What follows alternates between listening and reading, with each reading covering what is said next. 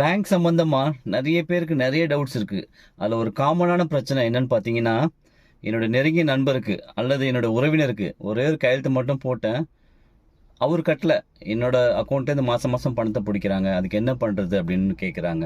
அதாவது நீங்க கையெழுத்து போடுறதுக்கு முன்னாடி நான் சொல்ற இந்த 3 விஷயத்த கவனமா கேளுங்க.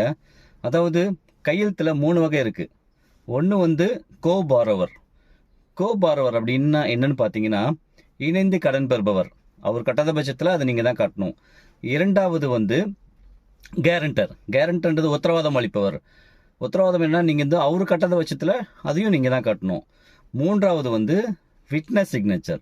விட்னஸ் சிக்னேச்சர் வந்து சாட்சி கையெழுத்து. இதுல நீங்க தாராளமாக கையெழுத்து போடலாம்.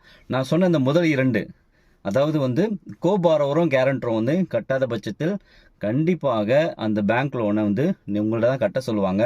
ஸோ கையெழுத்து போகிறதுக்கு முன்னாடி கவனமாக எதுக்காக நீங்கள் கையெழுத்து போடுறீங்க அப்படின்னு பார்த்துட்டு அதுக்கப்புறம் நீங்கள் சைன் பண்ணுங்க.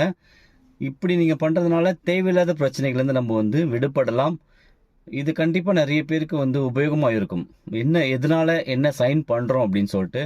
ஸோ அதை பார்த்துட்டு அது தகுந்த மாதிரி நீங்கள் வந்து பேங்க்கில் வந்து தெரிஞ்சவங்களுக்கோ இல்லை ரிலேட்டிவ்ஸ்க்கோ வந்து சைன் பண்ணுங்க.